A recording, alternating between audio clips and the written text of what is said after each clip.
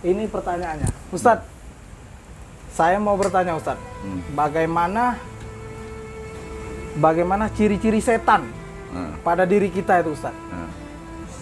Yang saya dengar dari sosial media, dari YouTube, ataupun dari Facebook, banyak seakan-akan orang menyalahkan pemerintah. Mengaku istilahnya tuh dirinya benar. Merasa suci, merasa lebih baik. Apalagi di musim corona ini kan, banyak di sosial media itu Ustaz. Jadi yang saya ingin tanyakan kali ini, bagaimana ciri-ciri setan pada diri kita itu Ustaz? Jangan-jangan saya ini setan kan? Saya ingin bertanya ini Ustaz. Itu saja Ustaz. Terima kasih. Ya. Terima kasih pertanyaan tadi. Ya, Assalamualaikum warahmatullahi wabarakatuh. Sahabat YouTube dimanapun kita berada. Kita di channel MQ Channel YouTube. Jangan lupa di like, share, dan subscribe ya kan, agar kita modifikasi. Sahabat-sahabat sekalian, pertanyaan sahabat kita Chandra ini tentang keadaan Indonesia saat ini di suasana COVID ini kan seperti itu. Kita lihat di Facebook, di YouTube, ya kan, di media-media menghujat, menyalahkan, seakan-akan mereka benar, seakan-akan mereka suci, ya kan, seperti itu. Sampai orang yang tidak pernah duduk di situ pun, tidak pernah duduk di presiden, tidak pernah duduk di gubernur, bagaimana merasakan gubernur itu, bagaimana merasakan presiden itu, bagaimana merasakan bupati itu di dalam suasana seperti ini, ya kan? Untuk mengurusi bukan satu orang keluarga, tapi mengurusi masyarakat, bangsa, dan Indonesia ini, seperti itu. Allah itu kepada kita satu memperingatkan jangan merasa diri kita suci, ya kan? Mari kita buka di Al-Quran. Allah memerintahkan, bahkan melarang, perintah Allah itu melarang jangan merasa diri kita suci atau mengatakan suci aja nggak boleh. Surat 53 An-Najm ayat 32. A'udzubillahi minasyaitonirrajim. Surat An-Najm ayat 32. Artinya, yaitu mereka yang menjauhi dosa-dosa besar dan perbuatan keji, kecuali kesalahan-kesalahan kecil.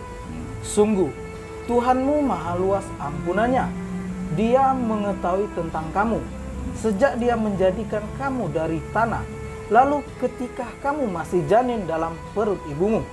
Maka janganlah kamu menganggap dirimu suci. Dia mengetahui tentang orang yang bertakwa. Ya. Janganlah mengatakan dirimu suci. Allah tuh ini memerintahkan kita, diperintahkan untuk apa? Melarang merasa diri suci, ya kan, seperti itu. Ini perlu diingat di surah An-Najm ayat 32 ini, ya kan. Allah itu mengetahui dari kita dalam rahim sampai kita dilahirkan di muka bumi ini, ya kan. Tuhan tahu dan Tuhan Maha Pengampun, ya kan, kesalahan-kesalahan kita. Kalau hari ini Chandra, semua, ya kan, di bangsa ini dibuka satu-satu aibnya oleh Allah, semuanya kotor, semuanya tidak suci.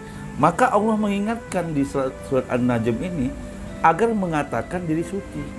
Karena ini pernah dilakukan oleh iblis ketika itu. Kenapa iblis tidak mau sujud dengan Adam? Karena merasa dirinya baik, merasa dirinya suci, orang lain disalahkan. Bahkan nggak mau tunduk dengan aturan. Orang ketika khalifah Adam pertama kali manusia pertama Adam menjadi khalifah, Allah memerintahkan iblis agar sujud dan tunduk, bukan sekedar sujud seperti ini, tunduk patuh dengan Adam ketika itu. Tapi iblis tidak mau sujud, tidak mau tunduk patuh, sukanya membantah, sukanya menyalahkan karena merasa lebih baik. Jangan-jangan Hari ini dipublikasi di YouTube, ya, di YouTube, di Facebook, di media-media yang merasa tidak tunduk dengan aturan-aturan, tunduk dengan keholipaan atau kepresidenan, kegubernuran, tidak tunduk patuh. Jangan-jangan sama seperti ini orang-orang yang begitu, karena merasa dirinya baik, merasa dirinya lebih baik. Nah, ini pernah dilakukan oleh iblis ketika itu. Mari kita buka ayatnya. Surat 38 ayat 71 sampai 76. A'udzubillahi minasyaitonirrajim. Ingatlah ketika Tuhanmu berfirman kepada malaikat, sesungguhnya aku akan menciptakan manusia dari tanah. Kemudian apabila telah aku sempurnakan kejadiannya dan aku tiupkan roh ciptaanku kepadanya, maka tunduklah kamu dengan bersujud kepadanya.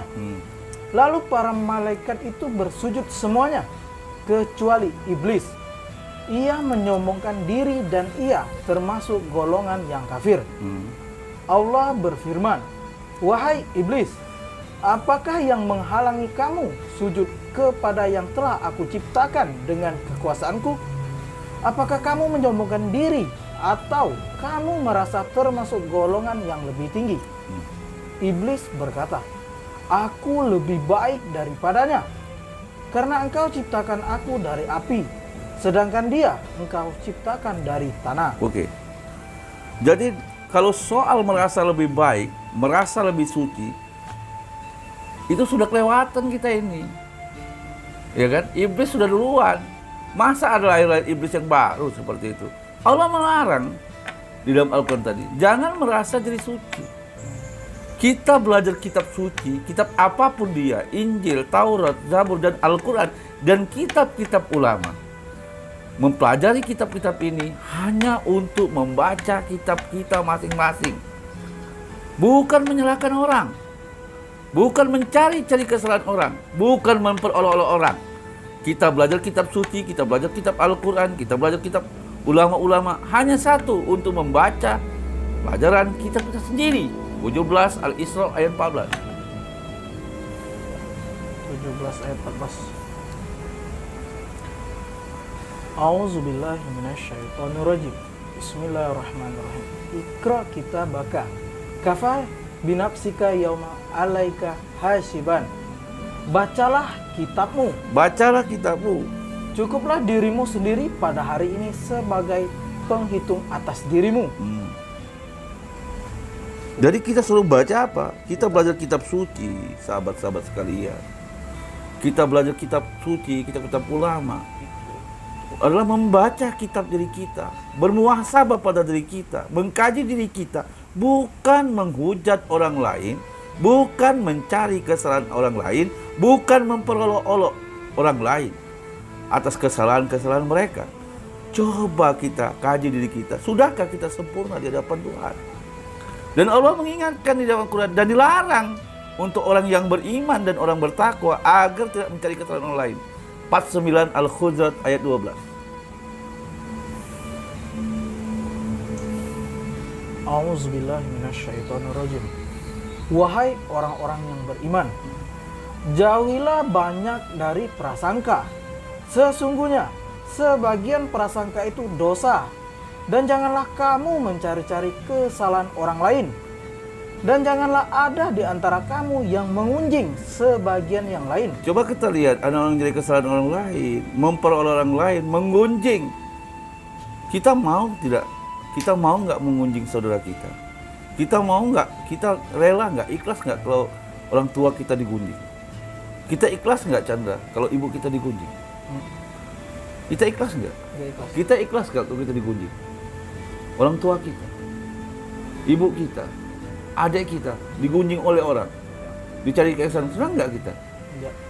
Nah, coba kaji dengan diri kita, bagaimana kalau kita digunjing, bagaimana kita digunjing oleh orang lain, bagaimana orang tua kita digunjing orang lain. Itu harus dirasakan dengan kita untuk membaca kitab kita sendiri. Hari ini saya kecewa dengan teman-teman yang akademisi, baik mahasiswa, orang-orang sudah pintar, dia nggak pintar, ya sangat pintar, ya kan? seperti itu. Boleh mengkritik, tapi jangan mengunci. Apalagi memperolok. Apalagi seorang gubernur, presiden, menteri, itu nggak boleh. Allah melarang. Makanya Allah menurunkan kitab hari ini kepada orang-orang yang jahiliyah, ya kan, di masa itu. Karena terjadi seperti ini. Kejadian seperti ini bukan sekali dua kali. Berabad-abad Nabi dulu 14 abad ada seperti ini, ya kan? Karena merasa lebih baik, merasa benar. Nah, maka kita belajar kitab lebih banyak, kita mengkaji diri kita, bermuhasabah pada diri kita agar mengetahui jangan-jangan di dalam diri kita ada setan. Satu setan pada diri kita, mencari-cari kesalahan orang lain. 17 Al-Isra ayat 53. Ya kan?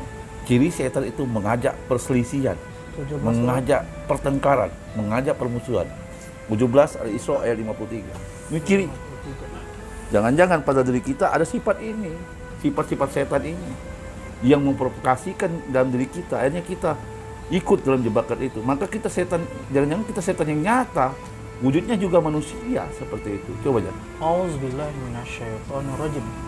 Dan katakanlah kepada hamba-hambaku, hendaklah mereka mengucapkan perkataan yang lebih baik atau benar. Sungguh, setan itu selalu menimbulkan perselisihan di antara mereka. Sungguh, setan adalah musuh yang nyata bagi manusia. Provokasi setan kepada diri kita adalah masuk pintu perselisihan. Hati-hati. Kalau ada orang kedua, orang ketiganya mengajak perselisihan, itu setan. Wujud nyata. Ya kan? Hari ini dengan kejadian bangsa ini banyak sekali yang mengajak sebuah perselisihan dipancing-pancing agar pemerintah, agar gubernur, presiden terpancing dengan perselisihan. Seperti itu. Nah, lahirnya ke perselisihan itu adalah orang-orang pintar yang mengajak perselisihan. Islam itu mengajarkan jangan sampai berselisih. Nah, salah satu yang dikatakan orang Islam yang sebenarnya diridhoi Allah, tidaklah berselisih. 3 Ali Imran ayat 19. A'udzubillahi minasyaitonirrajim. Sesungguhnya agama di sisi Allah ialah Islam. Tidaklah berselisih orang-orang yang telah diberi kitab kecuali setelah mereka memperoleh ilmu. Karena kedengkian di antara mereka. Barang siapa ingkar terhadap ayat-ayat Allah, maka sungguh Allah sangat cepat perhitungannya. Kenapa? Kenapa ada perselisihan? Karena mereka mendapatkan ilmu pengetahuan. Padahal sudah turun Al-Quran, sudah turun kitab suci. Kitab suci mengajarkan kita jangan merasa diri suci, jangan merasa lebih baik, jangan merasa jangan mencari kesalahan orang lain, jangan memperolok orang lain. Itu aturan-aturan kitab suci yang tertulis di dalam kitab apapun, ya termasuk kitab yang dibawa oleh umat Islam. Nah, itulah Islam yang diridhoi, Islam yang di sisi Allah, tidak berselisih setelah turun Quran. Nah, kenapa bisa berselisih? Karena datang ilmu pengetahuan, merasa tahu, merasa pakar ekonomi, merasa tahu pemerintahan, merasa tahu hukum, ya kan? Akhirnya perdebatan dan perselisihan. Bukan memberikan solusi atau mendukung solusi itu sendiri atau membantu menolong. Hari ini perintah Allah itu apa? Mari kita sama-sama ya mengajak berlomba-lomba dalam kebaikan. Fastabiqul khairat, bukan saling menghujat di antara kita. Inilah terjadi ciri pertama, jangan kitab hari ini yang kita baca pada diri kita, jangan setan ada pada diri kita. Nah, setan masuk pintu perselisihan. Apa? Pintu perselisihan. Ciri setan masuk kepada diri kita. Jangan-jangan kita suka berselisih, suka menghujat, suka mencari ke orang lain. Jangan-jangan setan pada diri kita tanpa kita sadari. Yang kedua, ciri setan kepada diri kita saat yang kedua adalah suka permusuhan. Nah, tanpa minum khamar. Ada orang minum khamar karena dia timbul permusuhan dan kebencian, itu wajar. Tapi hari ini tidak ada yang minum khamar, tapi timbulnya permusuhan dan kebencian. Salah satunya banyak orang Islam hari ini tidak minum khamar, tapi mengadakan permusuhan, kebencian, permusuhan kepada tetangga, kebencian kepada tetangga, membenci kepada pemerintah, bermusuh dengan pemerintah. Nah, ini adalah ciri-ciri setan memprovokasi kita untuk saling permusuhan gitu, lewat minum khamar. Tapi ternyata tidak minum khamar. Surat 5 Al-Maidah ayat 90-91. Waspadalah, hati-hati. A'udzubillahi minasyaitonirrajim. Bismillahirrahmanirrahim. Wahai orang-orang yang beriman, sesungguhnya minuman keras, berjudi, berkurban untuk berhala, dan mengundi nasib dengan anak panah adalah perbuatan keji dan termasuk perbuatan setan. Perbuatan setan. Maka jauhilah perbuatan-perbuatan itu agar kamu beruntung. Dengan minuman keras dan judi itu, setan hanyalah bermaksud menimbulkan permusuhan. Permusuhan. Pertanyaannya, ada nggak permusuhan tanpa minum khamar? Ada. Ada. Banyak apa sedikit? Banyak. Banyak yang tidak minum khamar apa banyak yang minum? Banyak yang tidak minum khamar. Permusuhan. Permusuhan. Jadi jangan-jangan mereka tuh minum semua, walaupun tidak minum khamar. Permusuhan tuh. Dan kebencian di antara kamu. Jadi kebencian antara gubernur, antara membenci gubernur, membenci bupati, membenci tetangga, macam-macam. Setan melakukan perselisihan, provokasinya agar permusuhan muncul lewat minum. Tapi ternyata di dalam Al-Quran ini bahasa perumpamaan.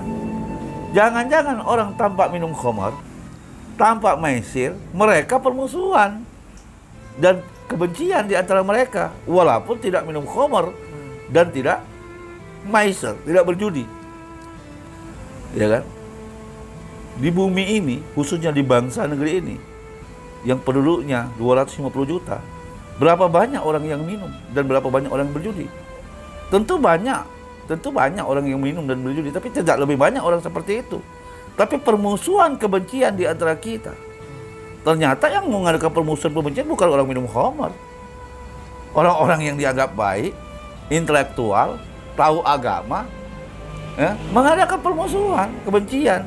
Mereka benci dan lain-lain. Terus Dan menghalang-halangi kamu dari mengingat Allah dan melaksanakan sholat. Maka tidakkah kamu mau berhenti? sahabat sekalian, Facebook, ciri kedua setan pada diri kita, provokasi setan di dalam diri kita yang kedua tadi, mengadakan provokasinya setan, mengajak kita permusuhan dan kebencian.